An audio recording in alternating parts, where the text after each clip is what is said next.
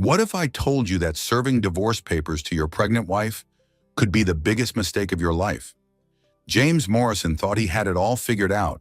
He was ditching his ordinary housewife Victoria for a glamorous young actress, ready to upgrade his life like he was trading in an old car. But here's what James didn't know. His quiet, museum curator wife wasn't just any woman. She was hiding a secret so massive it would make his $40 million tech empire look like pocket change. You see, Victoria Sterling Morrison wasn't the nobody he thought he married. She was the missing heiress to an $8.7 billion steel dynasty.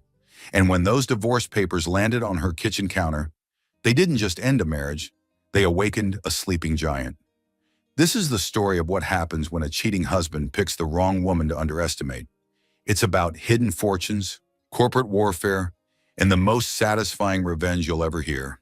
By the end of this tale, James Morrison will discover that some women don't just get mad, they get even in ways that will change everything.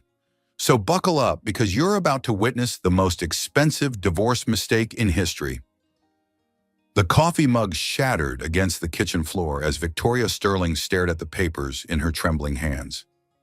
The sound echoed through their pristine Beverly Hills home like a gunshot, dark liquid spreading across the white marble like spilled blood.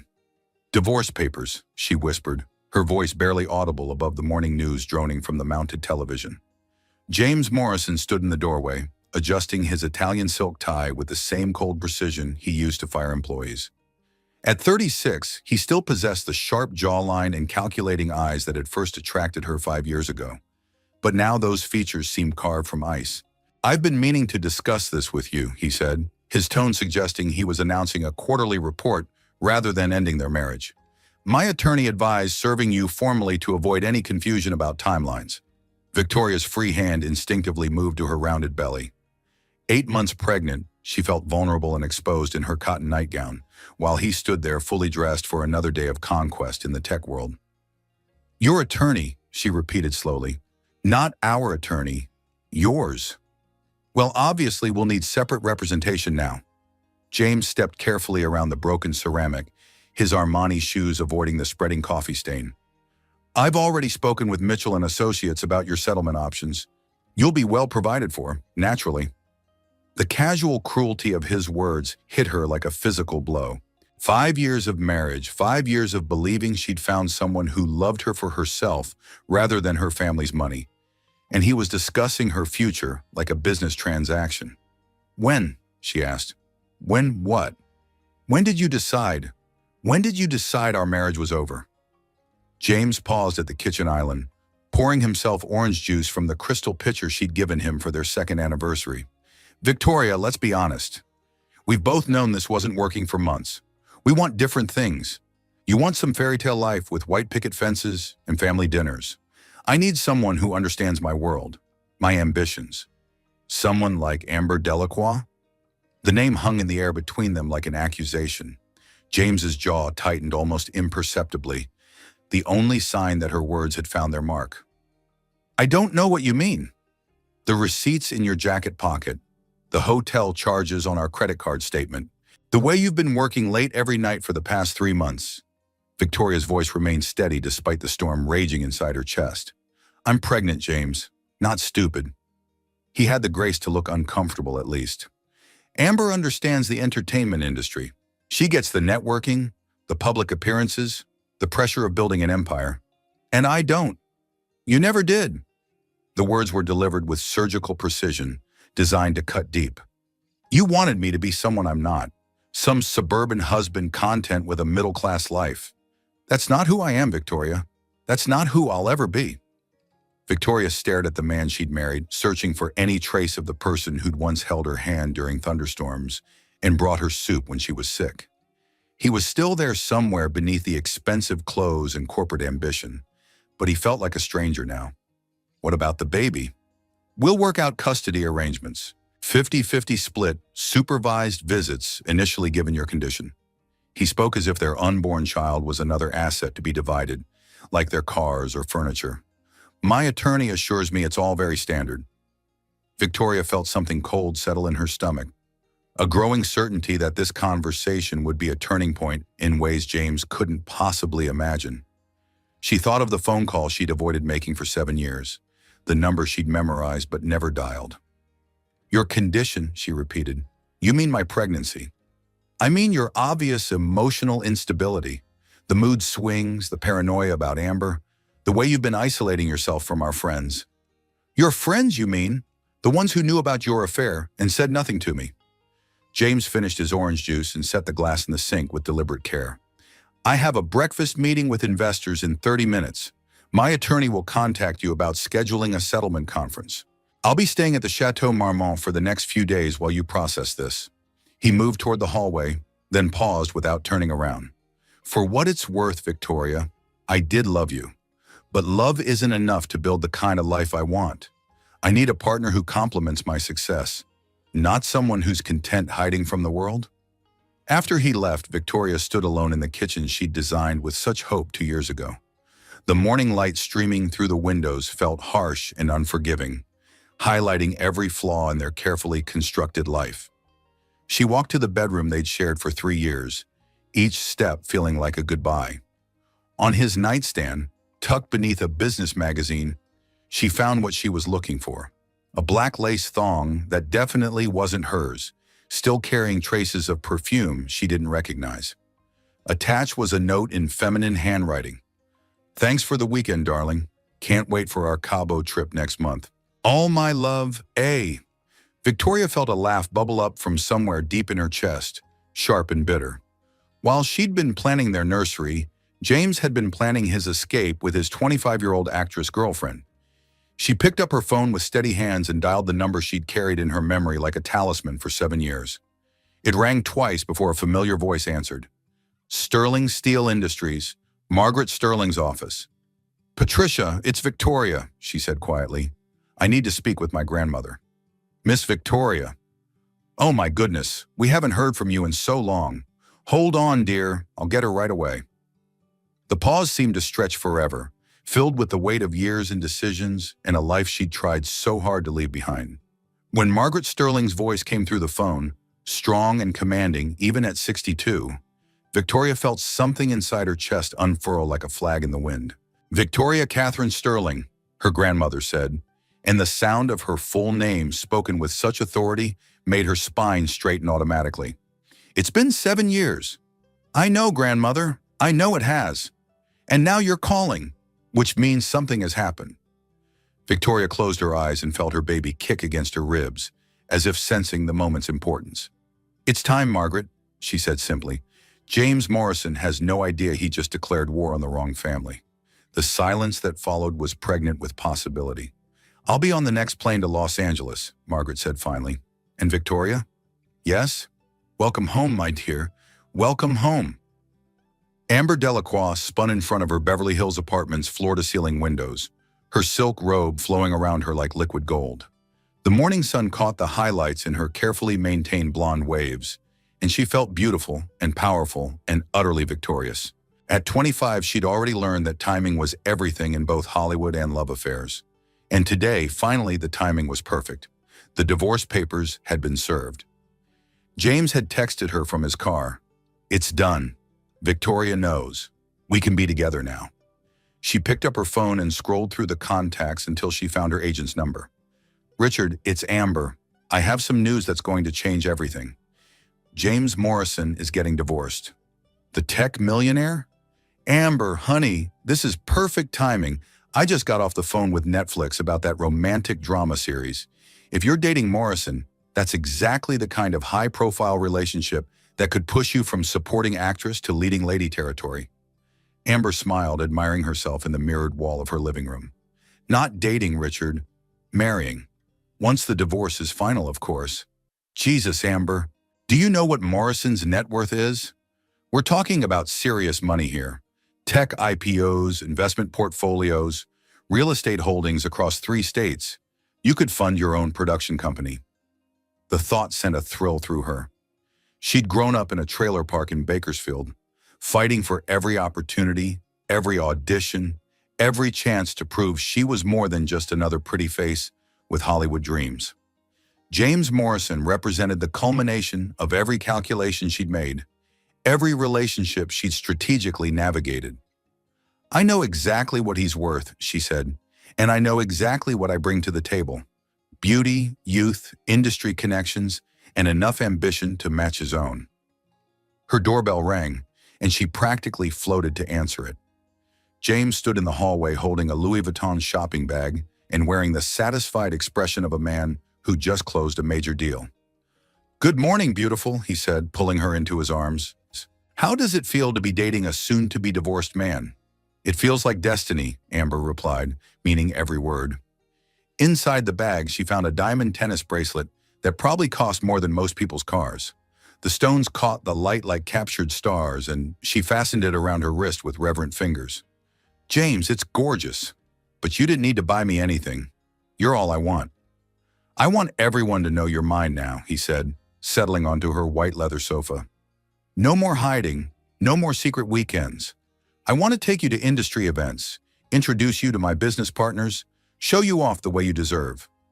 Amber curled up next to him, her head on his shoulder. "What about Victoria? How did she take it?"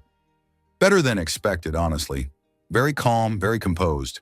I think she saw it coming." James's fingers traced patterns on Amber's bare arm. "She'll be fine. Victoria's always been good at adapting to circumstances." "And the baby?" Something flickered across James's expression, too quickly for Amber to interpret. "We'll work out custody arrangements. Every other weekend, holidays, summer vacations when the child is older. Very standard divorce stuff." Amber nodded, though privately she wondered how standard anything could be when it involved a newborn baby. Still, she pushed the thought aside. Victoria Sterling Morrison had chosen to play the role of suburban wife and mother. Amber was choosing to be a power couple with one of Los Angeles' most successful entrepreneurs. "I want to do this right," she said carefully. "I don't want anyone thinking I'm just some homewrecker who stole someone's husband. Maybe we should wait a few months before going public. Let the dust settle from the divorce." James pulled back to look at her, his dark eyes serious. "Amber, I've waited 36 years to find someone who really understands my vision. I'm not waiting any longer. Life is short, and opportunities don't last forever." She felt a flutter of unease at his words, though she couldn't pinpoint why. "Of course, you're right. I just want to make sure we handle everything perfectly. Trust me, sweetheart. I've built a $40 million company from nothing.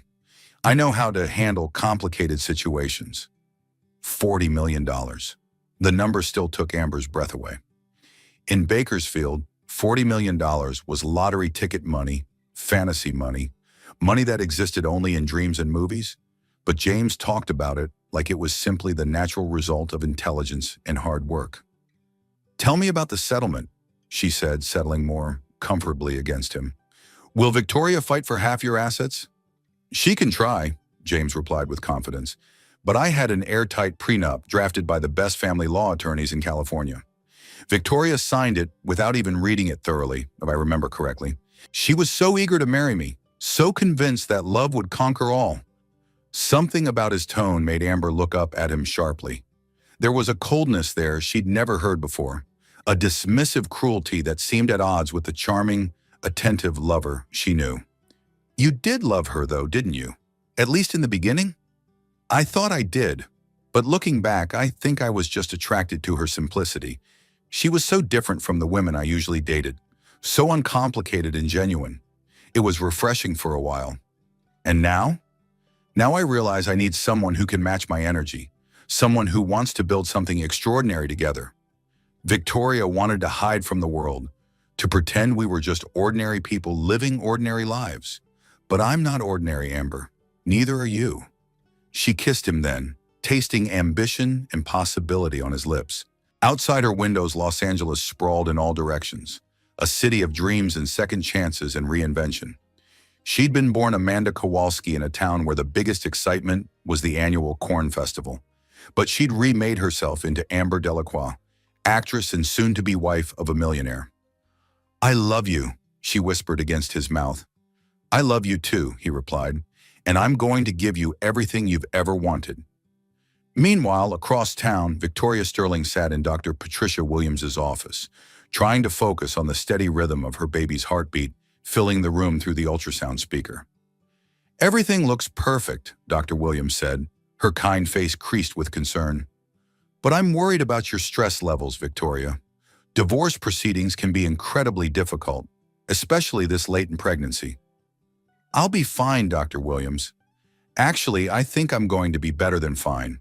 I know this situation with your husband must be devastating, but you have a support system, right? Family who can help you through this?" Victoria smiled for the first time in days, her hand resting on her rounded belly. "Yes, Dr. Williams, I have family. More family than James Morrison could ever imagine." Dr. Williams printed out ultrasound photos, and Victoria tucked them carefully into her purse next to her phone.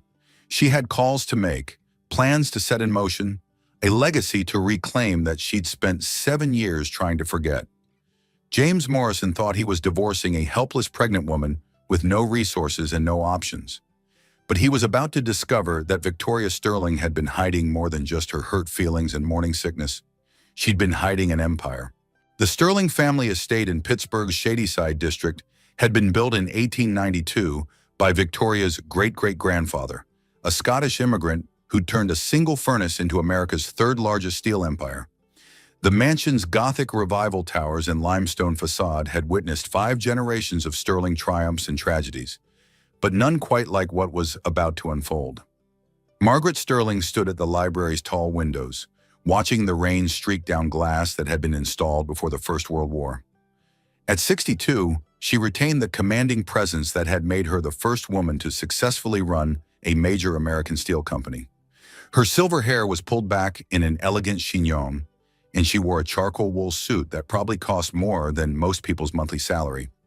Behind her, the library's mahogany shelves held first editions and family photographs spanning more than a century. The largest portrait showed Thomas Sterling, Margaret's late husband and Victoria's grandfather, standing beside the original Sterling steel blast furnace in 1958. "Mrs. Sterling, your granddaughter has arrived," Patricia, her longtime secretary, announced from the doorway. Margaret turned as Victoria entered the library, and for a moment, neither woman spoke. 7 years had passed since Victoria had stormed out of this very room, declaring she was done with the family business, done with the pressure and expectations, done with being a Sterling. Now she stood there 8 months pregnant, her auburn hair longer than Margaret remembered, wearing a simple black dress that couldn't hide either her condition or the quiet steel in her green eyes. "Victoria Catherine Sterling," Margaret said finally, "you look tired." "I am tired, grandmother. Tired of pretending to be someone I'm not." "And who have you been pretending to be?" "A nobody. A woman with no family, no history, no power."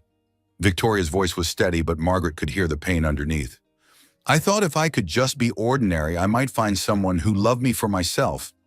Turns out ordinary women get discarded just as easily as heiresses." Margaret gestured to the leather armchairs arranged near the fireplace. "Sit down, child. Tell me about James Morrison."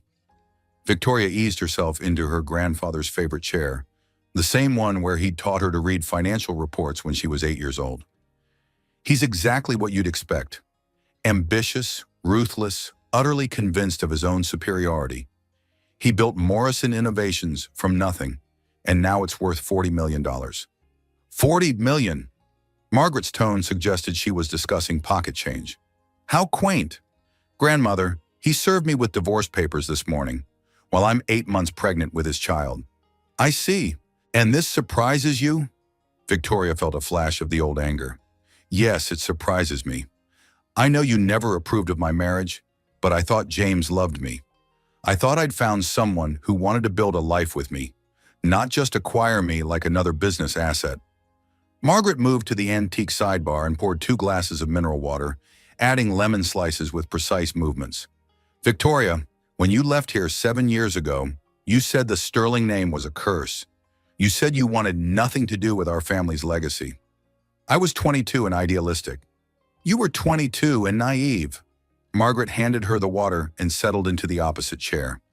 "You thought you could escape who you are, what you represent.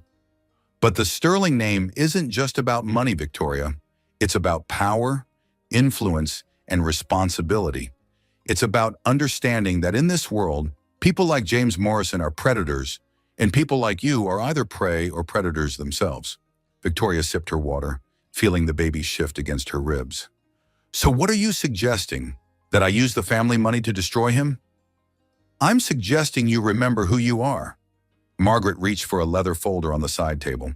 Do you know what Sterling Steel's current annual revenue is? I've been gone for 7 years, grandmother. I have no idea. $8.7 billion. We control 30% of American steel production, own manufacturing facilities in 12 states, and employ over 40,000 people. Margaret opened the folder and spread financial documents across the coffee table. We also own significant stakes in 3 major investment firms, 2 shipping companies, and a rather impressive collection of real estate from coast to coast. Victoria stared at the numbers, her mind struggling to process the scale. When she'd left Pittsburgh, Sterling Steel had been successful, but regional. These figures represented something entirely different. How? Your grandfather might have built this company, but I've spent the last 20 years expanding it. While you've been playing house in California, I've been building an empire. Margaret's smile was sharp as a blade. Did you really think I'd let Thomas's legacy stagnate?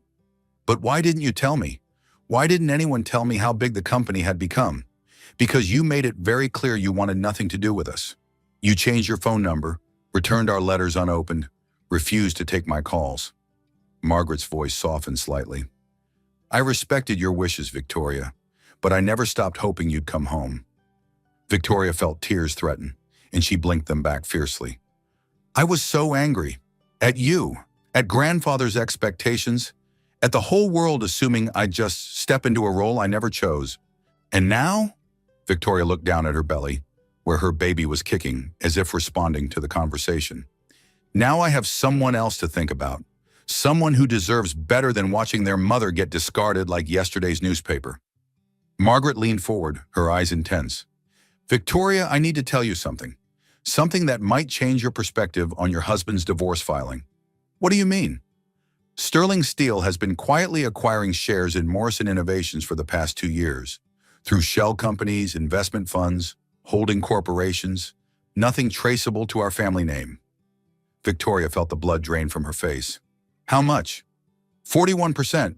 We are, technically speaking, the majority shareholder in your husband's company. The silence that followed was deafening. Victoria stared at her grandmother, understanding flooding through her like ice water. You knew about James's affair, about the divorce, about everything. I knew James Morrison was the kind of man who would eventually show his true colors. I've been preparing for this moment for 2 years, Victoria. The moment when you'd need the sterling name to protect yourself and your child. But how did you know about Amber? About the divorce papers? Margaret smiled the way a chess master smiles when declaring checkmate. Darling, do you really think I'd let my only granddaughter marry someone without having them thoroughly investigated? I've had private investigators monitoring James Morrison since the day you announced your engagement. Victoria felt the world tilt beneath her, everything she thought she knew rearranging itself into new and terrifying patterns. You've been watching us for 5 years. I've been protecting you. There's a difference. Margaret gathered the financial documents back into their folder. James Morrison thinks he's divorcing a helpless pregnant woman. He has no idea he just declared war on a family that's been fighting and winning battles since before his great-grandparents were born. What do you want me to do? I want you to come home, Victoria. Really home.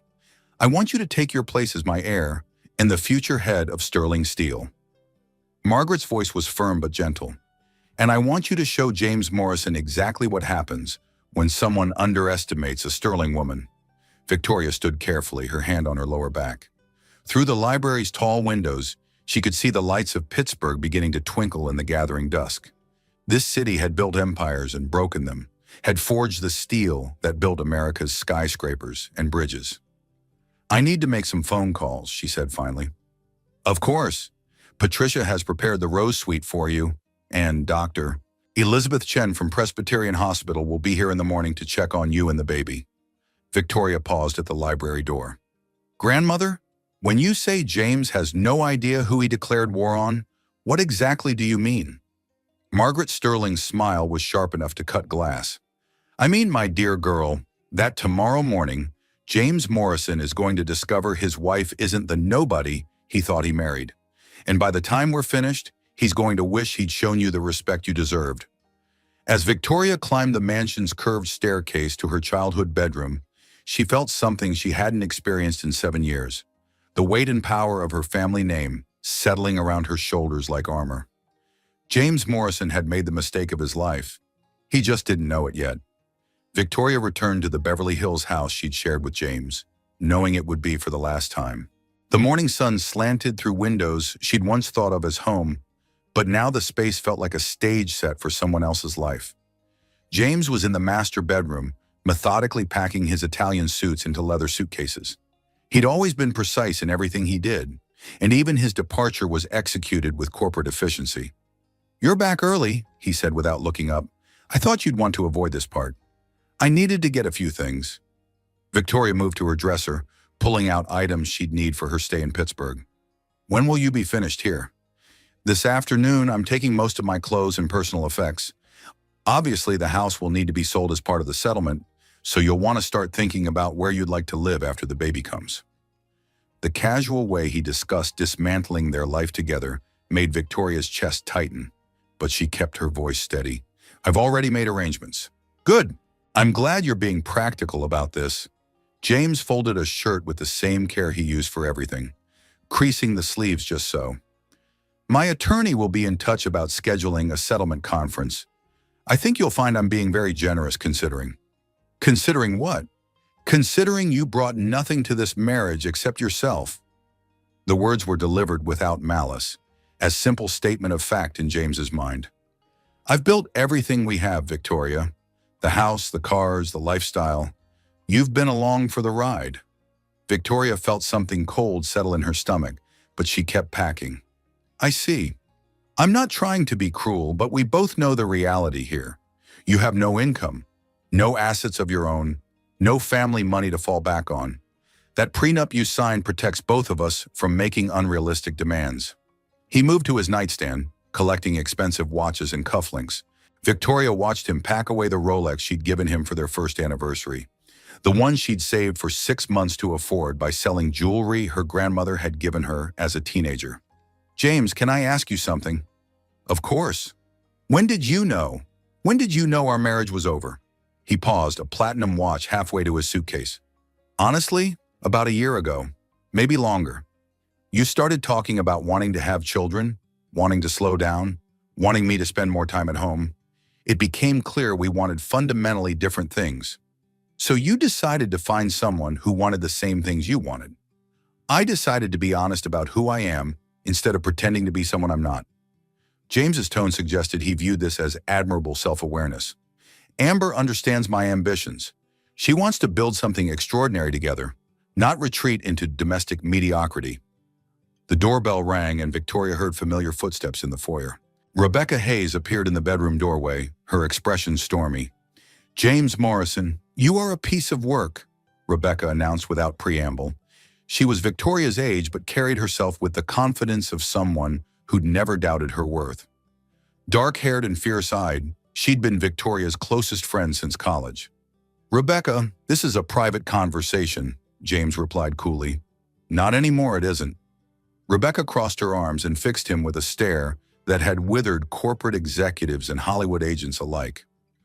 "I just wanted to see for myself what a man looks like when he serves divorce papers to his 8 months pregnant wife. This situation is more complicated than you understand."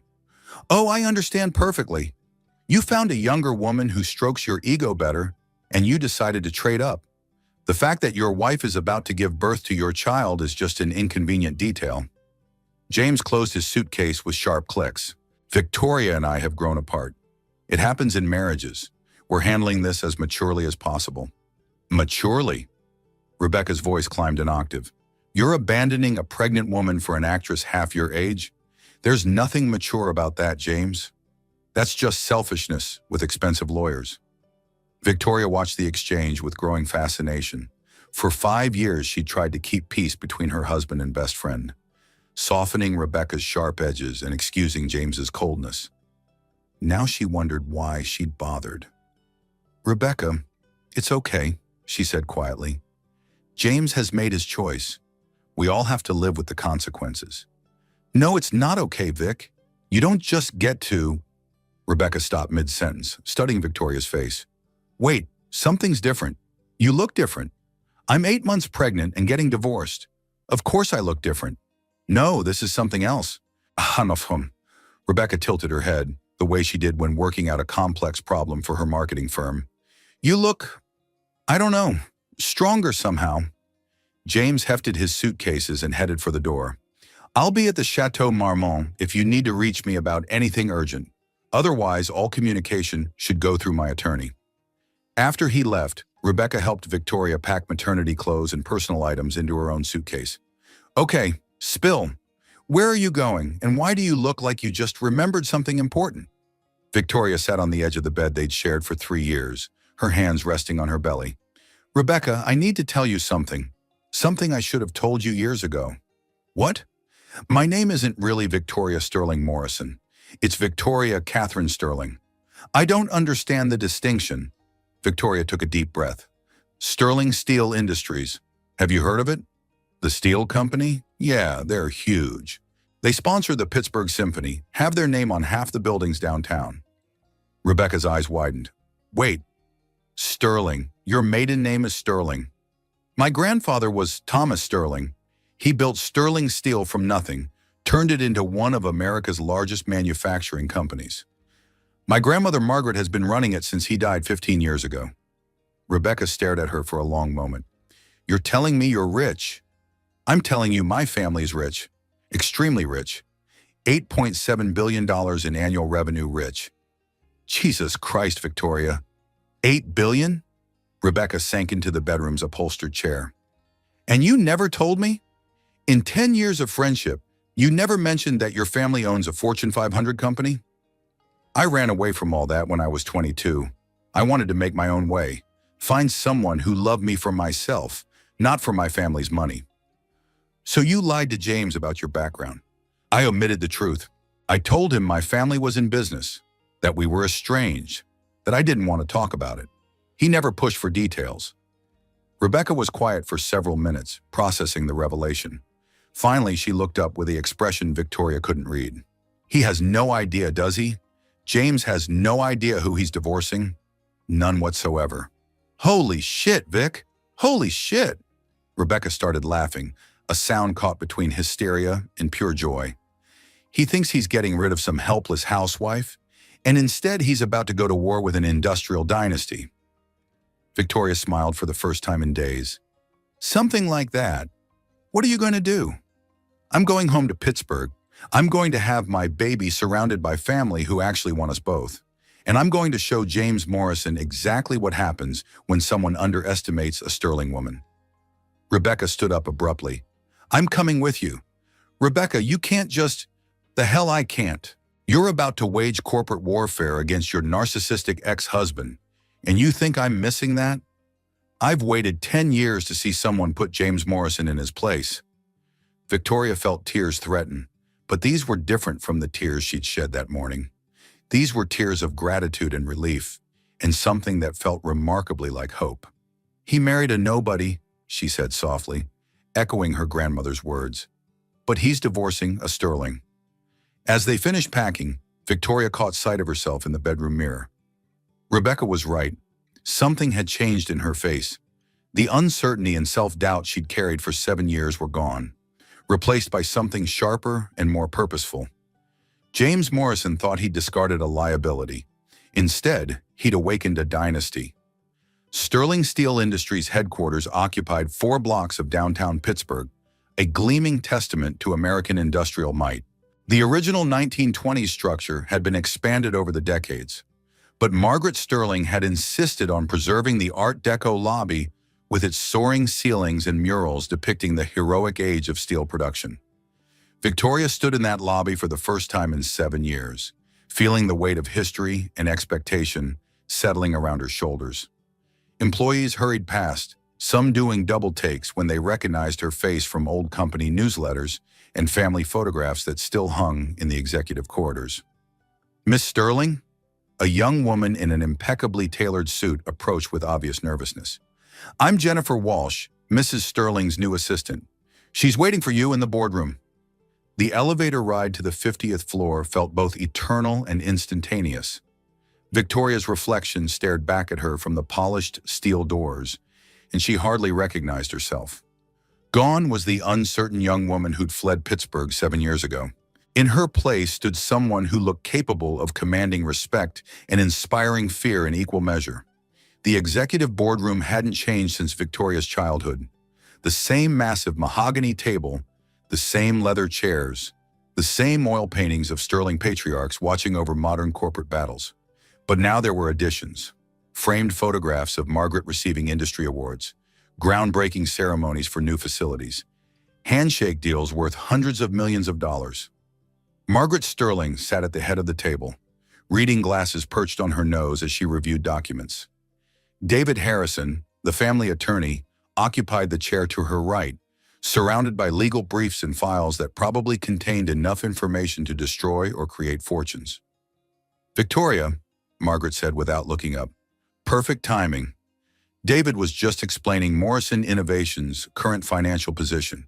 David Harrison had been the Sterling family attorney for 20 years, a soft-spoken man whose mild appearance disguised one of the sharpest legal minds in Pennsylvania. He'd guided the family through hostile takeover attempts, environmental lawsuits, and labor disputes with the same calm competence. "Victoria, congratulations on your marriage," he said with gentle irony, "though I suspect the congratulations might be premature." "What have you found, David?" He opened the folder in front of him. Morrison Innovations is impressive for a company James built from nothing, but it's also highly vulnerable. 70% of their revenue comes from 3 major contracts, all of which are up for renewal in the next 18 months. Their debt-to-equity ratio suggests they've been growing faster than their cash flow can support. And most interesting of all, James has been using company funds to finance his rather expensive lifestyle. Victoria felt a flutter of uncertainty. "Is that illegal?" "Not necessarily if it's properly documented as executive compensation or legitimate business expenses. But James has been creative in his bookkeeping. The private jet trips with Miss Delacroix were written off as business development. The jewelry purchases were classified as client gifts. The hotel suites were listed as temporary corporate housing." Margaret looked up from her documents. "In other words, your husband has been treating his company like a personal piggy bank, which makes our position considerably stronger." "I don't understand." David leaned forward. "Victoria, when you signed that prenup, you were presumably acting as Victoria Sterling, private citizen with modest assets. But Victoria Sterling, heiress to the Sterling Steel fortune, never consented to anything. The prenup is based on fraudulent representation of your financial position." The implications hit Victoria like a physical blow. "You mean the prenup isn't valid?" "More than that," Margaret said, setting down her reading glasses. "It means James entered into a marriage contract under false pretenses. He believed he was marrying someone with no significant assets or family connections. The prenup was designed to protect his wealth from a gold digger. Instead, he married someone whose family could buy his entire company with petty cash." Victoria sank into one of the leather chairs, her mind racing. "But I chose not to tell him about my background. Doesn't that make me equally responsible?" "Legally, no," David replied. "You're not required to disclose family wealth before marriage unless specifically asked. James never investigated your background thoroughly enough to discover your family connections. That's his oversight, not your deception. Besides which," Margaret added with satisfaction, "we've discovered some rather interesting details about James's relationship with Miss Delacroix. It appears their affair began shortly after your first anniversary, not 3 months ago as he claimed." Victoria felt something twist in her chest. "How do you know?" "Hotel records, credit card statements, text message logs. James has been remarkably careless about covering his tracks." Margaret's smile was sharp enough to cut. "I believe the appropriate legal term is adultery with financial dissipation of marital assets." David nodded. "In California, that significantly impacts divorce settlements. James used community property to fund his affair, which gives you grounds to seek reimbursement plus punitive damages."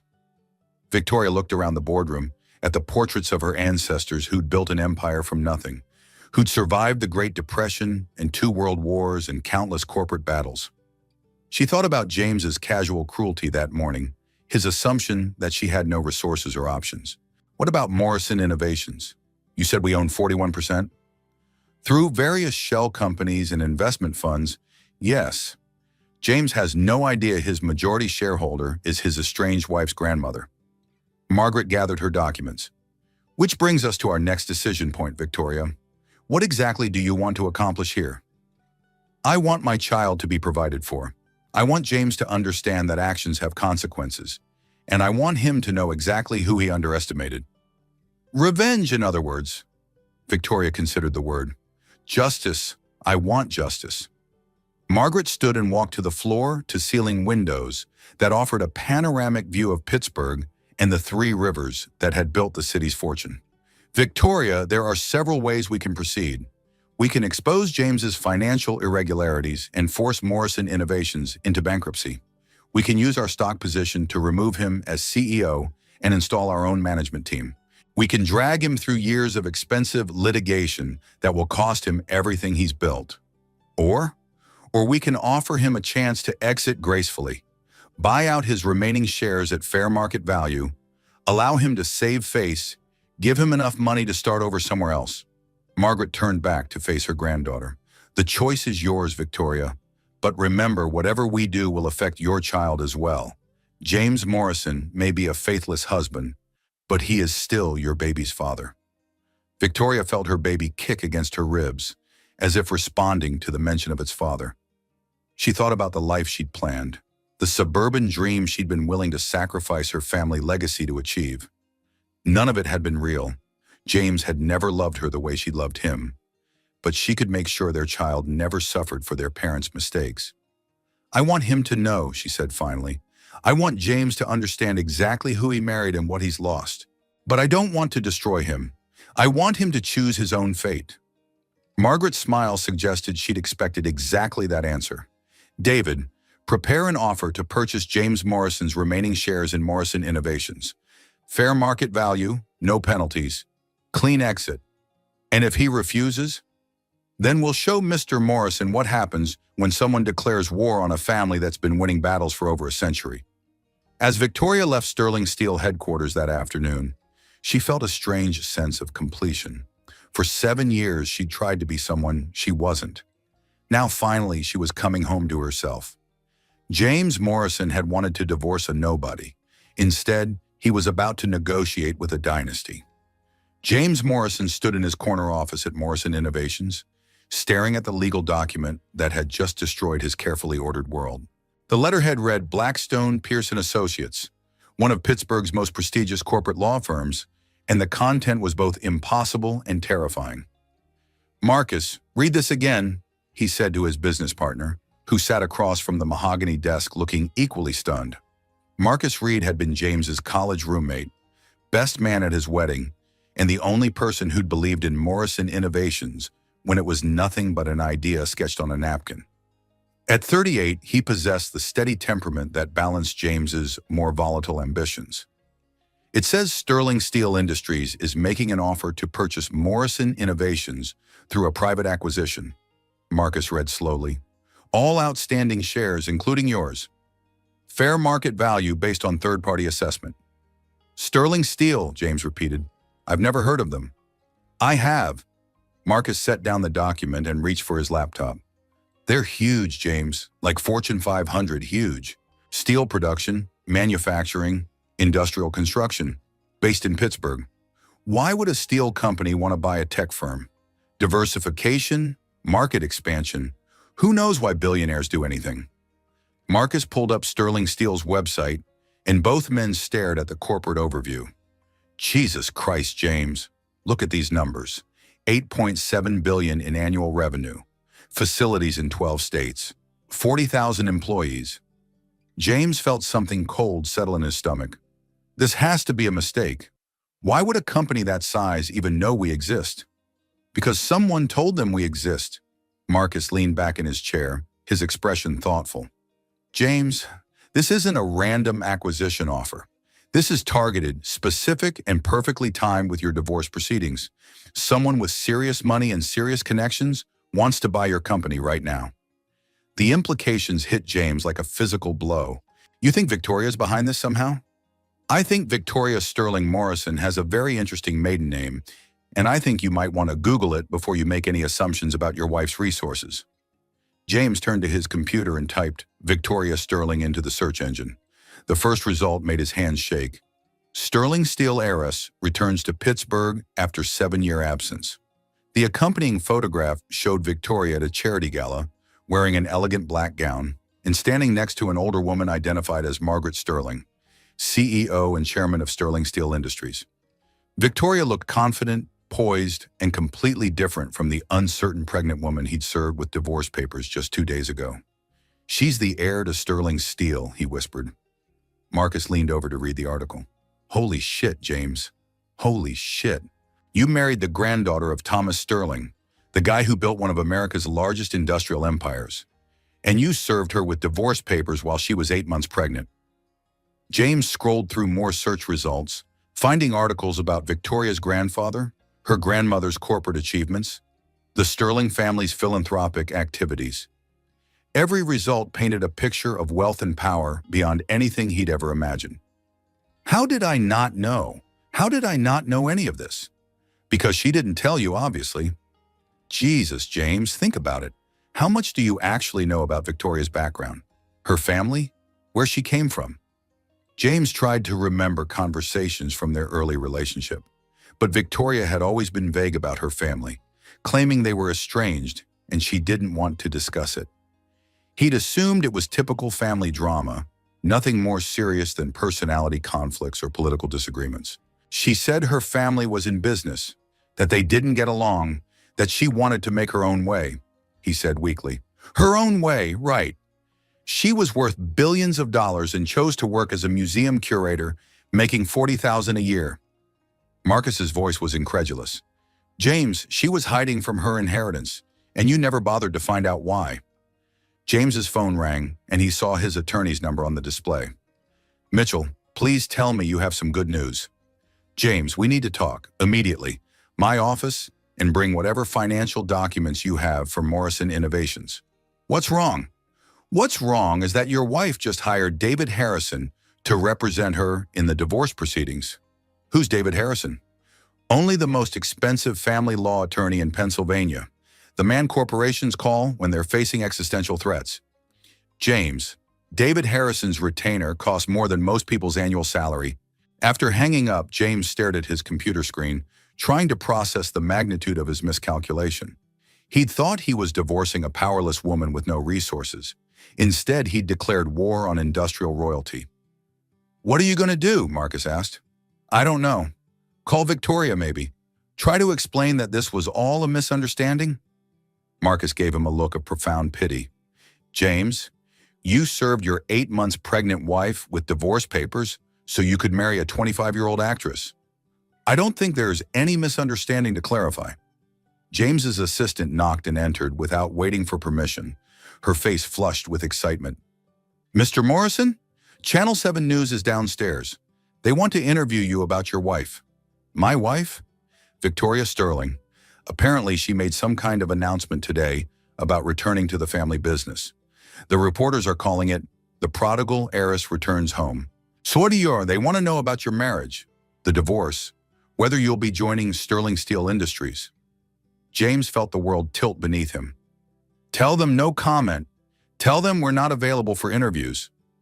After his assistant left, Marcus shook his head slowly. You know what the really crazy part is? If you'd just been a decent husband, you could have been part of one of America's wealthiest families. Instead, you threw it all away for an actress who's probably already planning her exit strategy. James thought about Amber, about her excitement over his $40 million company, about her dreams of becoming a power couple in Los Angeles. $40 million had seemed like an impressive fortune when he was comparing himself to other tech entrepreneurs.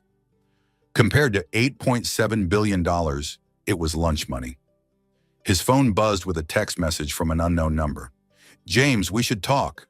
This doesn't have to be a war. Victoria. He stared at the message, remembering the woman he'd married 5 years ago. Quiet, thoughtful Victoria who'd preferred staying home to attending industry parties. Victoria, who'd been content with their modest lifestyle, who'd never demanded expensive jewelry or luxury vacations. Victoria, who could have bought and sold his entire company without affecting her family's daily cash flow. Marcus, I think I made the biggest mistake of my life. Yeah, James, I think you did too.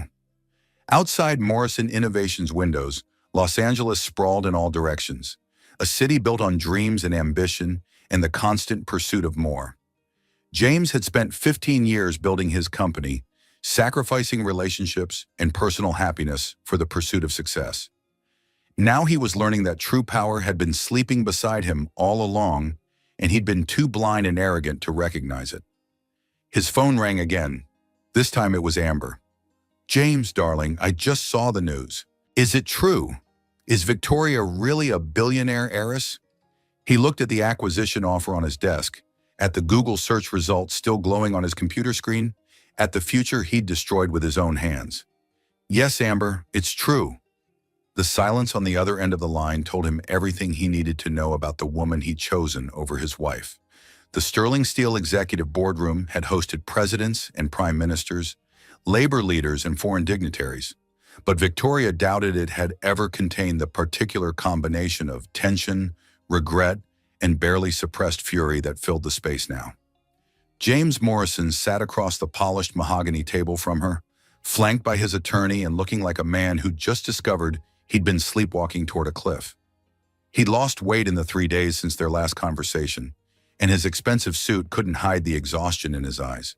Victoria occupied the chair that had once belonged to her grandfather, with Margaret Sterling to her right and David Harrison to her left.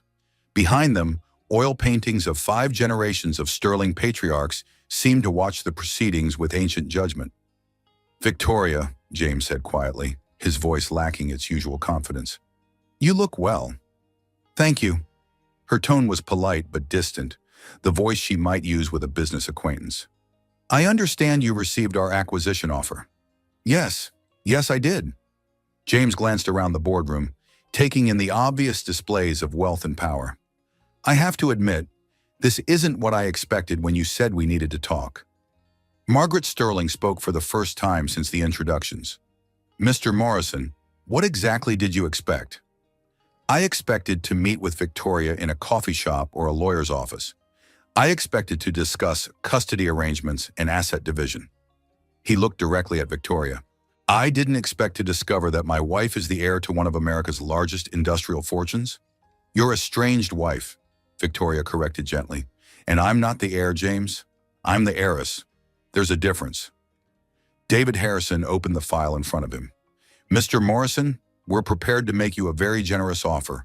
Sterling Steel will purchase your remaining 59% stake in Morrison Innovations at fair market value, based on independent third-party assessment.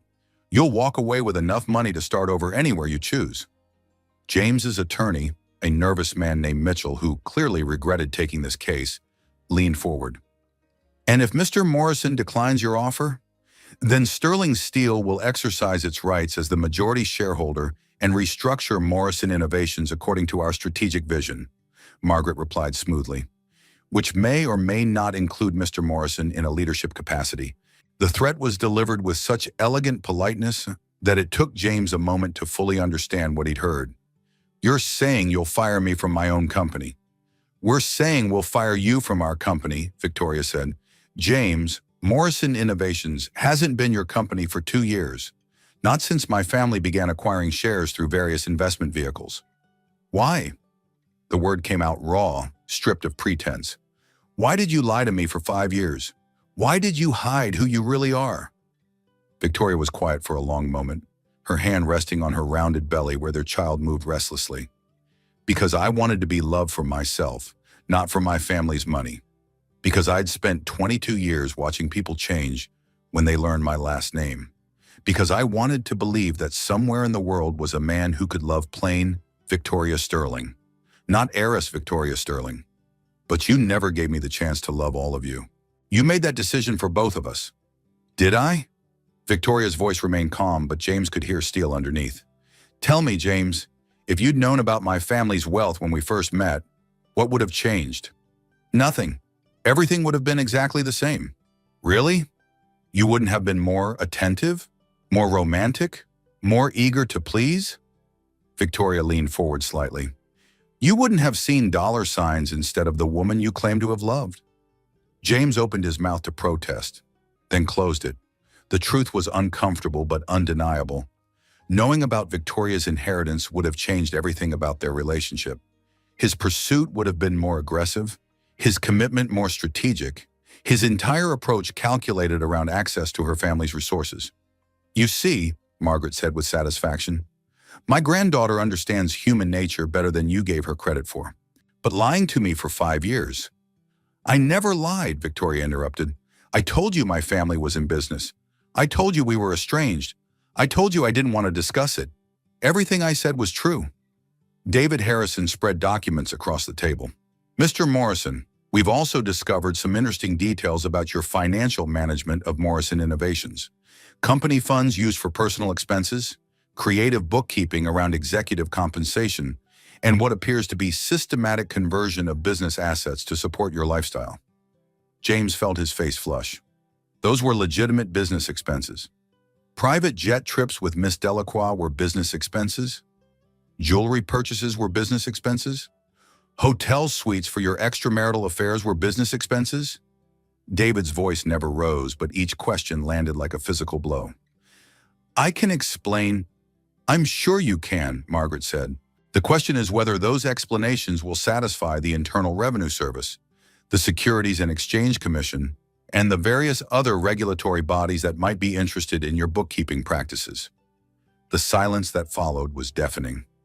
James looked around the boardroom, at the portraits of men who'd built empires through intelligence and ruthlessness, at the woman he'd married and underestimated, at the future he'd destroyed through his own arrogance and infidelity.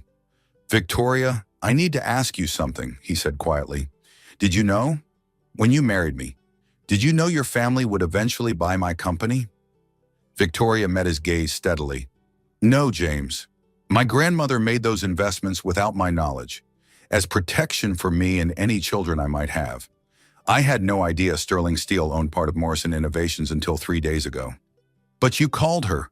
After I served you with divorce papers, you called your family for help. Yes, I did.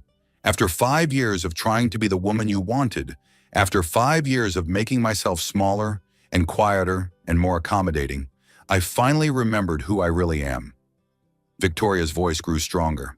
I called my grandmother because you made it clear that you viewed our marriage as a business transaction. So I decided to treat it like one. James looked at the acquisition documents, at the numbers that represented 15 years of his life's work. The offer was fair, even generous, but accepting it meant acknowledging that everything he'd built could be bought and sold by people who operated on a completely different level of wealth and power. What happens to Morrison Innovations if I accept your offer? It becomes a subsidiary of Sterling Steel Industries, Margaret replied. We'll maintain the Morrison name and the existing employee structure. Your company will continue to operate exactly as it does now, with better financing and expanded market access. And if I refuse, then you'll discover what happens when someone with $40 million tries to fight someone with $8 billion. Margaret's smile was sharp enough to cut. James, you've been playing checkers while we've been playing chess. You can either accept our generosity or learn exactly how outmatched you are. James's attorney whispered something urgent in his ear, and James nodded slowly. I need time to consider your offer. Of course, Victoria said. Take all the time you need. But James. Yes? Our baby is due in 3 weeks. I'd prefer to have this settled before then, so I can focus on more important things than cleaning up the mess you've made of our lives. As James and his attorney gathered their papers and prepared to leave, Victoria felt a strange sense of completion. For 5 years, she'd tried to be the woman James wanted. Now, finally, he was seeing the woman she'd always been underneath. Victoria, he said from the doorway. For what it's worth, I'm sorry. I'm sorry I didn't see you clearly, and I'm sorry I threw away something that could have been extraordinary. Victoria nodded acknowledgement but didn't respond. Some apologies came too late to matter, and some mistakes were too fundamental to forgive. After James left, Margaret turned to her granddaughter with obvious pride. Well played, my dear. Very well played indeed. Victoria looked out the boardroom windows at Pittsburgh's skyline, at the city that had forged her family's fortune. Grandmother, do you think I'm being too hard on him? My dear girl, you're being exactly hard enough. James Morrison made his choices, and now he's living with the consequences. Margaret gathered her papers with brisk efficiency. The question is, what will you do with your freedom? Victoria smiled, feeling her baby move against her ribs as if eager to join the conversation. I think I'll build something extraordinary, something that will make both you and grandfather proud. You already have, Margaret replied. You already have. Amber Delacroix sat in her Beverly Hills apartment, staring at her laptop screen with growing horror. The Google search results for Victoria Sterling seemed to multiply every time she refreshed the page, each new article more devastating than the last. Steel heiress returns to Pittsburgh after 7-year estrangement. Victoria Sterling assumes executive role at family's industrial empire. The prodigal daughter, how a museum curator became a billionaire overnight. Her phone had been ringing constantly for 2 hours, but she'd stopped answering after the third call from Entertainment Weekly, wanting to discuss her relationship with the husband of the Sterling Steel heiress. The terms of her suddenly transformed situation were becoming horrifyingly clear. She'd positioned herself as the other woman in a scandal involving one of America's wealthiest families. James arrived at 6:30, looking haggard and 20 years older than his 36 years. His usually perfect hair was disheveled, his tie loosened, his expression that of a man who'd been hit repeatedly with unexpected truths. You look terrible, Amber said, pouring herself a large glass of wine despite the early hour. I feel terrible. James collapsed onto her white leather sofa, the same one where they'd celebrated Victoria's ignorance just 3 days ago. Amber, we need to talk. About the fact that your wife could buy and sell both of us without affecting her daily cash flow? Yes, James, I think we do need to talk. He looked up sharply. How much do you know? I know that Victoria Sterling is the granddaughter of Thomas Sterling, the man who built Sterling Steel Industries into an $8 billion empire. I know that her grandmother Margaret is one of the most powerful women in American industry. I know that your wife has been living like a middle-class housewife while sitting on a fortune that makes your tech company look like a lemonade stand. James winced at her blunt assessment. It's more complicated than that. Is it? Amber set down her wine glass with deliberate care. Because from where I'm sitting, it looks pretty simple. You left a billionaire heiress for an actress with a net worth of maybe $50,000. Even I can do that math, James. Amber, listen to me. Victoria lied about her background for our entire marriage. She never told me about her family's wealth. How was I supposed to know? Did you ask? What? Did you ever ask Victoria about her family's financial situation? Did you ever wonder why a woman with a master's degree from an Ivy League university was content to work as a museum curator for $40,000 a year? Amber's voice was climbing toward hysteria. Did you ever think it was strange that she never seemed worried about money, never asked you for expensive gifts, never seemed impressed by your wealth? James was quiet for a long moment. No, I thought she was just different, more genuine than other women I'd dated. More genuine, right. Amber began pacing her living room, her silk dress flowing around her like liquid gold. James, do you have any idea what this means for my career? For my reputation? What do you mean? I mean, I'm now famous as the woman who broke up the marriage of one of America's wealthiest heiresses. I'm the gold digger who stole a pregnant billionaire's husband. She laughed bitterly.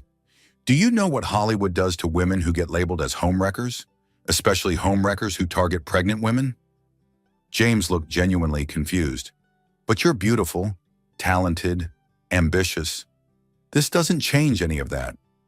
James, you sweet, deluded man, this changes everything. Amber stopped pacing and fixed him with a stare. 3 days ago, I was dating a successful tech entrepreneur worth $40 million. It was a good story, a romantic narrative about two ambitious people building something together. Now I'm the actress who destroyed a fairy tale marriage for money that turned out to be pocket change compared to what the wife had. The implications of her words seemed to hit James like cold water. So what are you saying? I'm saying that continuing this relationship would be career suicide for me, and probably financial suicide for you. Amber's phone rang, and she glanced at the caller ID. It's my agent, third time in the last hour. She answered on the fourth ring. Richard, I know what you're going to say. Amber, honey, we need to do damage control immediately. The tabloids are calling you the woman who came between America's industrial royalty. This is not the kind of publicity that leads to starring roles. I understand. Do you?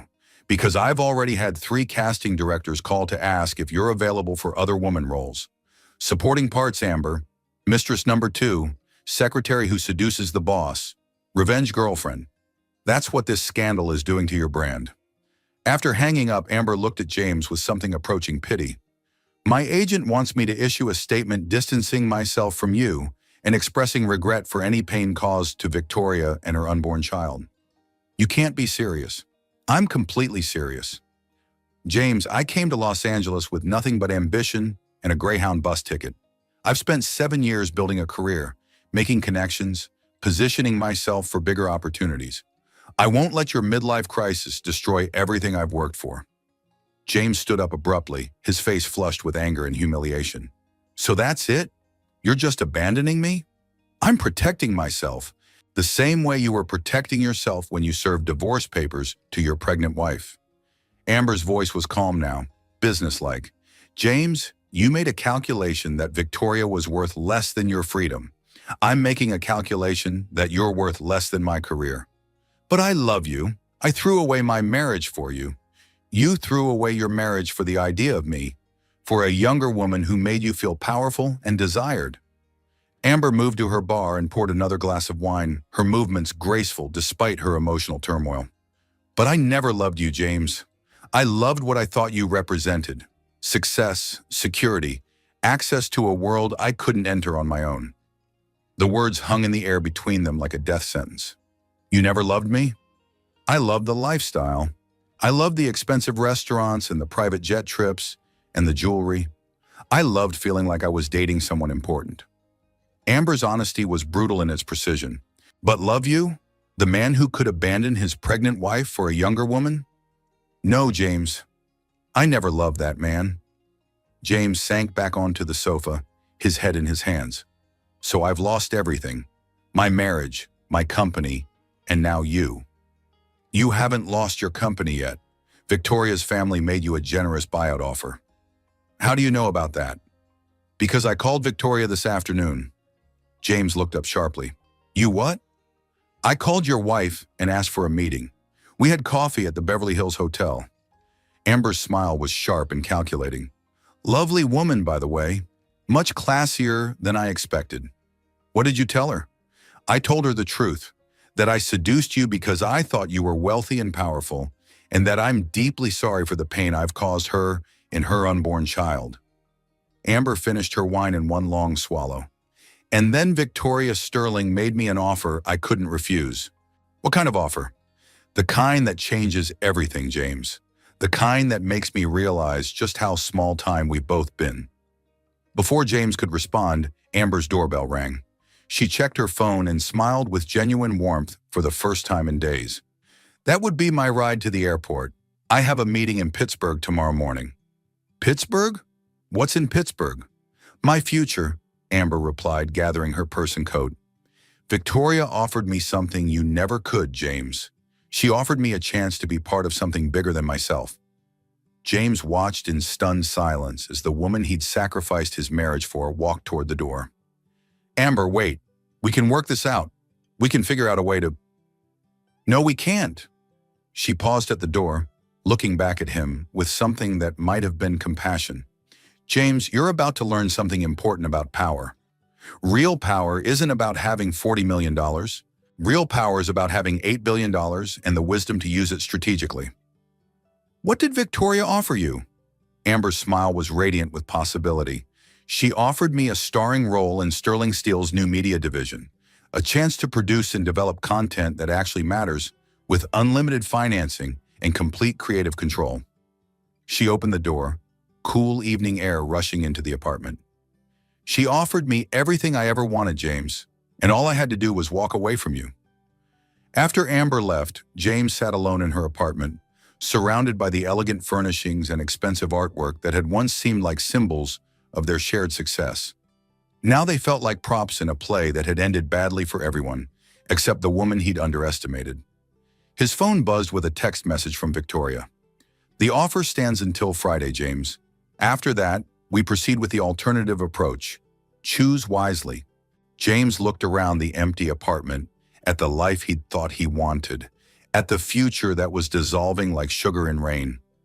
In 3 days, he'd lost his wife, his unborn child, his company's independence, and the woman he'd sacrificed everything to possess. Victoria Sterling had been right about one thing: actions had consequences. He was finally learning what his consequences looked like. The conference room at Mitchell, Stevens & Associates felt claustrophobic compared to the Sterling Steel boardroom, but it was neutral territory for what James Morrison's attorney hoped would be final negotiations. James sat across from Victoria, noting how different she looked from the uncertain woman he'd served with divorce papers just 1 week ago. Victoria wore a navy suit that probably cost more than most cars, her auburn hair pulled back in an elegant chignon that emphasized her strong jaw and intelligent green eyes. 8 months pregnant, she still managed to project an aura of contained power that made everyone in the room unconsciously straighten their posture. David Harrison sat to her right, surrounded by legal documents and wearing the satisfied expression of a chess player who'd seen checkmate coming 20 moves ago. James's attorney, Mitchell, looked like a man who deeply regretted taking this case. "Mr. Morrison," David began, "has had adequate time to consider our acquisition offer. We're here to finalize the terms and execute the necessary documents."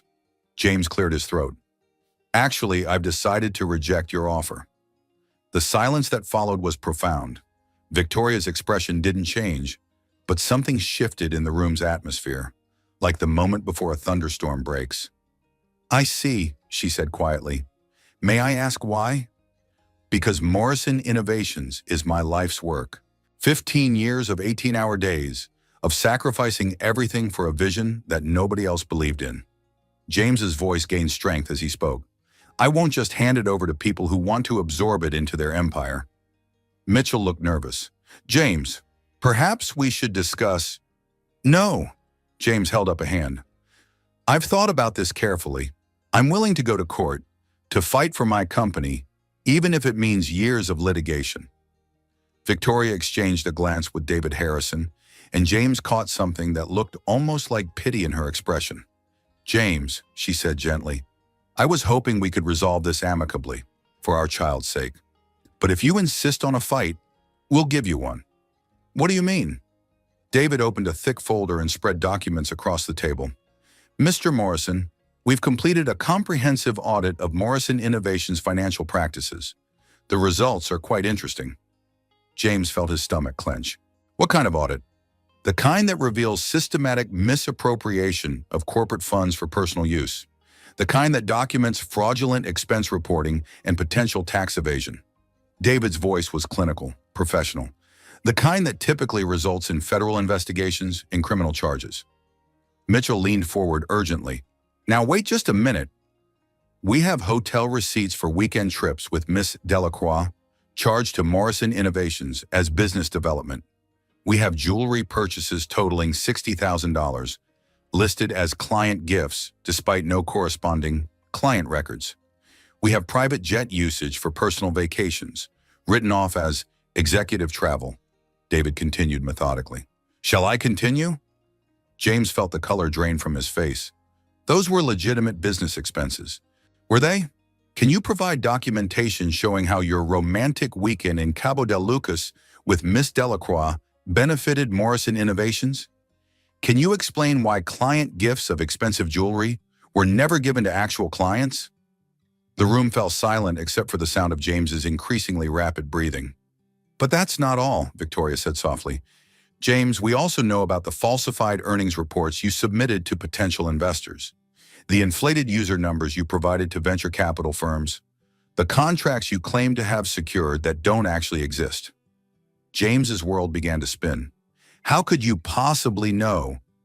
"Because we've been monitoring your company for 2 years, remember?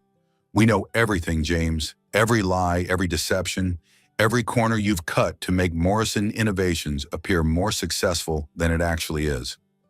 Mitchell was frantically scribbling notes, sweat beading on his forehead. James, we need to discuss a plea arrangement. It gets worse, David continued remorselessly. We've discovered that you used Victoria's social security number to apply for a business line of credit without her knowledge. That's identity theft, Mr. Morrison, a federal felony. James felt something break inside his chest. Victoria, please. We can work this out.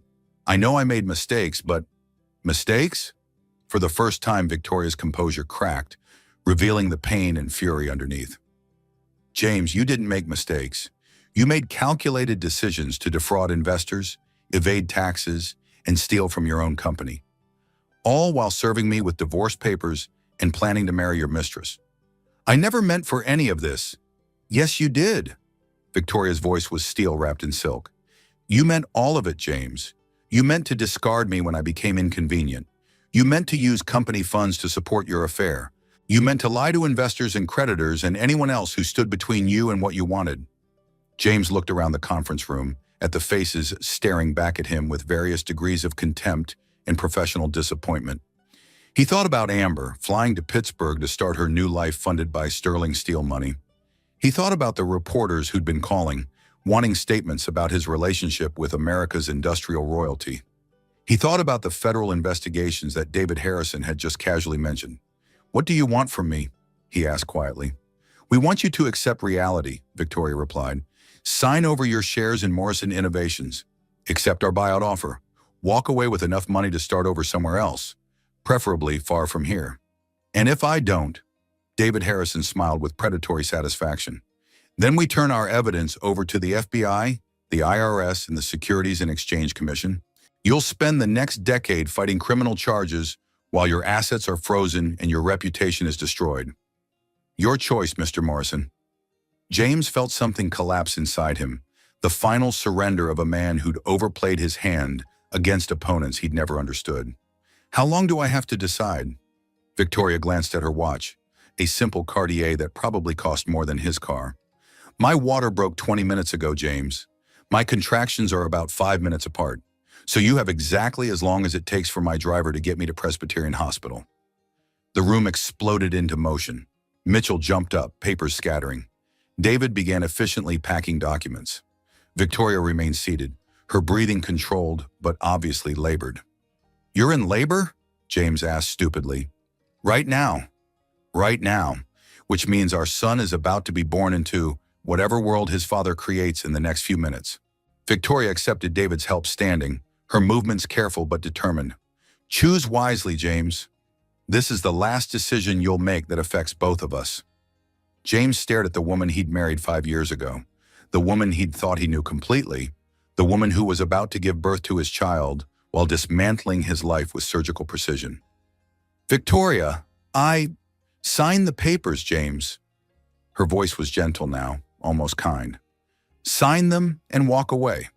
Start over somewhere else. Be the man our son can be proud of, even if you couldn't be the husband I deserved. Another contraction hit, and Victoria gripped David's arm, her breathing becoming shallow and focused. When it passed, she looked at James with something that might have been forgiveness. I loved you, she said simply. I loved you enough to give up everything I was born to be. I loved you enough to hide from my own family for 7 years. I loved you enough to believe that our marriage was worth more than money or power or social position. Victoria, but you didn't love me enough to be faithful. You didn't love me enough to honor your promises. You didn't love me enough to treat me with basic human decency when you decided our marriage was over. She straightened, her voice growing stronger despite the obvious pain. So now you get to live with the consequences of that choice. James picked up the pen Mitchell offered him, his hand trembling. The acquisition documents lay spread across the table, representing 15 years of his life and every dream he'd ever had about building something lasting. If I sign this, what happens to me? You become a wealthy man with no criminal record and a chance to start over, David replied. If you don't sign it, you become a federal defendant with frozen assets and a very uncertain future. James thought about the federal investigations, about prison sentences and financial ruin, about trying to explain to his unborn son why Daddy was in jail. He thought about Amber in Pittsburgh, probably already meeting with Victoria's media division executives, already moving on to bigger and better opportunities. He signed his name with shaking hands. Victoria smiled, the expression transforming her face completely. "Thank you, James. Truly, you've just made the best decision you've made in months. Will I be able to see him? Our son? Of course. You're his father, and despite everything, I want him to know you." Victoria's smile faded slightly. "But James, you'll know him as the son of Victoria Sterling, heiress to the Sterling Steel fortune, not as the son of the woman you thought you married." As David helped Victoria toward the door, she paused and looked back at James one last time. "Oh, and James, when you tell people about this someday, about how your marriage ended, remember to tell them the whole truth. Tell them you divorced a billionaire heiress because you thought she wasn't worth your time." The door closed behind them with a soft click, leaving James alone with Mitchell and the devastating realization that he'd just signed away everything he'd built for a woman who'd never loved him, while losing a woman who'd loved him enough to hide her true self for 5 years. Outside the conference room windows, Los Angeles sparkled in the afternoon sun, a city of dreams and second chances and reinvention. James Morrison had come to that city 15 years ago with nothing but ambition and a business plan sketched on a napkin. Now he was leaving it with a certified check for $38 million and the knowledge that he'd destroyed the most extraordinary thing that had ever happened to him. Some lessons, he thought, cost more than others, and some mistakes couldn't be undone, no matter how much money you had. Thomas James Sterling entered the world at 11:47 p.m. on a Thursday in September, weighing 7 pounds and 3 ounces, with his mother's green eyes and his father's determined chin. He announced his arrival with a lusty cry that seemed to echo through the private wing of Presbyterian Hospital, as if proclaiming his place in the world from his very first breath. Victoria held her son in the quiet hours before dawn, marveling at his perfect fingers and the way he seemed to study her face with ancient wisdom. Margaret Sterling sat in the bedside chair, her usually composed expression softened by wonder at her first great-grandchild. "He's beautiful, Victoria," Margaret said softly. "Absolutely perfect." "He looks like grandfather," Victoria murmured, tracing her son's tiny features. "The same strong jaw, the same stubborn expression, the same fighting spirit, I suspect." Margaret reached over to stroke the baby's downy hair. "Thomas James Sterling, your grandfather would have been so proud." Rebecca Hayes dozed in the corner chair, having refused to leave despite visiting hour restrictions. She'd been Victoria's labor coach, holding her hand through contractions and offering encouragement through the long night. Even in sleep, she wore a satisfied smile that spoke of battles won and justice served. A soft knock interrupted the peaceful moment. David Harrison entered carrying coffee and wearing the rumpled look of a man who'd spent the night handling legal details. "How are we feeling?" he asked quietly. "Triumphant," Victoria replied, smiling down at her son. "How did James take the final paperwork?" "Better than expected. He signed everything without argument, including the custody agreement and the non-disclosure provisions." David settled into another chair, his voice carefully neutral. He asked if he could visit today to meet his son. Victoria was quiet for a moment, considering. "What do you think, grandmother?" Margaret's expression was unreadable. "I think that decision belongs to you, my dear. You've earned the right to set whatever boundaries feel appropriate." "Yes," Victoria said finally. "He can visit. He's Thomas's father, regardless of what happened between us. But David..." "Yes?" "Make sure he understands the terms. He's visiting the son of Victoria Sterling, heiress to Sterling Steel Industries, not the son of the woman he thought he married." David nodded. "I'll make that very clear." Later that morning, as Victoria nursed her son and watched the Pittsburgh skyline through her hospital window, she felt a profound sense of completion. The city where her family had built their fortune stretched out below her, a testament to 5 generations of sterling determination and vision. James arrived at noon, carrying flowers and wearing the expression of a man walking to his own execution. He'd lost weight in the past week, and his expensive clothes couldn't hide the exhaustion in his eyes. "Victoria," he said quietly from the doorway. Thank you for letting me come. Of course. Come meet your son. James approached the bed carefully, as if afraid his presence might somehow contaminate the scene. When Victoria placed Thomas in his arms, James's composure cracked completely. He's incredible, he whispered, tears streaming down his face. Absolutely incredible. His name is Thomas James Sterling, Victoria said gently, after my grandfather and you. James looked up sharply. You gave him my name. I gave him part of your name.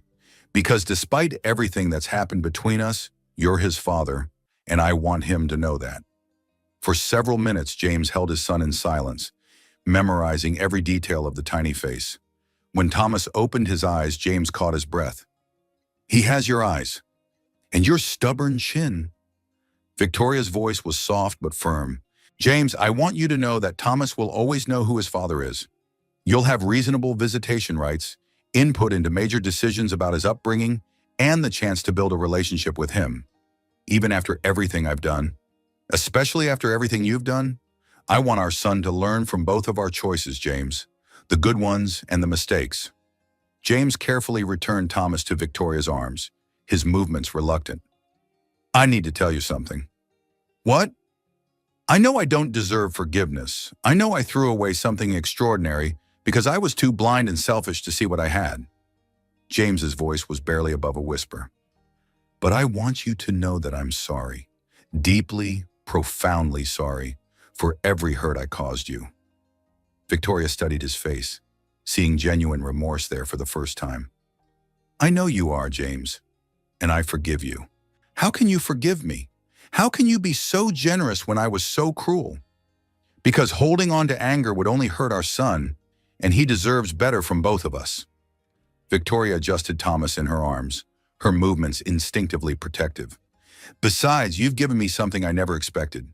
What? You've given me my life back, my real life, my family, my purpose.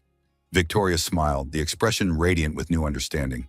If you hadn't served me with those divorce papers, I might never have found the courage to come home to who I really am.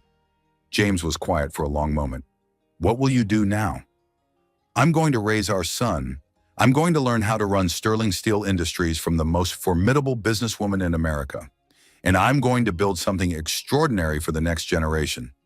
And personally, Victoria glanced toward the door, where David Harrison was waiting patiently in the hallway. I think I might have some interesting possibilities to explore. James followed her gaze and nodded slowly. He's a good man. He's been in love with you for years, hasn't he? David has been my friend and protector for a very long time. What happens between us now remains to be seen. A nurse entered to check on Victoria and the baby, and James took it as his cue to leave. At the door, he turned back one more time. Victoria, when Thomas is old enough to ask about his parents' marriage, what will you tell him? Victoria considered the question carefully. I'll tell him that his parents loved each other very much. But sometimes love isn't enough when people want fundamentally different things from life. I'll tell him that his father is a brilliant, ambitious man who built something impressive from nothing. And I'll tell him that his mother learned to be strong enough to choose what was best for both of them. You won't tell him about my mistakes? Thomas will learn about consequences and choices from watching how we both live our lives going forward. Actions speak louder than stories, James. After James left, David entered the room carrying a small velvet box.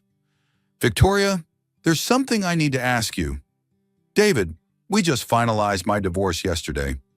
Don't you think this is rather sudden? I've been waiting to ask you this question for 15 years, he replied with a smile. Ever since you were 14 years old and argued with me about contract law during a family dinner. Victoria laughed, the sound bright and clear. I was a precocious child.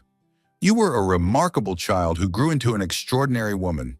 David opened the box, revealing a simple but perfect diamond ring. Victoria Catherine Sterling, will you marry me? Are you asking Victoria Sterling the heiress, or Victoria Sterling the woman? I'm asking Victoria Sterling, the person I've loved since she was a teenager, debating legal precedents with lawyers 3 times her age. I'm asking the woman who had the courage to walk away from everything she was born to be, and the wisdom to come home when it mattered most. Victoria looked down at her son, sleeping peacefully in her arms, then at the man who'd stood by her family through every crisis and triumph. Yes, David, I'll marry you. As David slipped the ring onto her finger, Victoria felt the final pieces of her new life falling into place. She was home, truly home, for the first time in 7 years. She had a son to raise, a legacy to inherit, and a future to build with a man who'd loved her long before he knew about her fortune. 6 months later, Victoria stood in the Sterling Steel boardroom, addressing the company's senior executives about expansion plans for their renewable energy division. Thomas slept in a bassinet beside her chair, occasionally making small sounds that caused the hardened business executives to smile with unexpected tenderness. Through the floor-to-ceiling windows, she could see Pittsburgh's skyline, forever changed but still fundamentally the city that had forged American industry. Soon she would marry David in the same cathedral where 5 generations of Sterlings had been wed. She would raise her son to understand both privilege and responsibility, to know that great wealth came with great obligations. James had started a consulting firm in Seattle, using his buyout money to fund sustainable technology initiatives. He visited Thomas once a month, and their relationship had evolved into something approaching friendship. Amber's production company, funded by Sterling Steel's media division, had just won 3 Emmy nominations for a documentary about women in manufacturing. Everyone, it seemed, had found their proper place in the world. That evening, as Victoria tucked Thomas into his crib in the mansion's nursery, she thought about the journey that had brought them all to this moment. She'd begun as a woman trying to escape her destiny, hiding from her own identity in pursuit of ordinary love. She'd ended as herself, finally and completely herself, with a love that was anything but ordinary. "Sweet dreams, little one," she whispered to her son. "You're going to change the world someday. I can feel it." Outside the nursery windows, the lights of Pittsburgh twinkled like stars, and somewhere in the distance, the blast furnaces that had built the Sterling fortune continued their ancient work of transforming raw materials into something stronger, something lasting, something extraordinary. Victoria Sterling had come home at last, and she was just getting started. If this story of ultimate justice got your blood pumping, smash that like button and let me know in the comments what you thought of Victoria's transformation.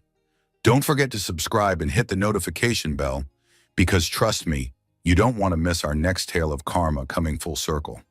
Share this with anyone who believes that underestimating the quiet ones is always a mistake.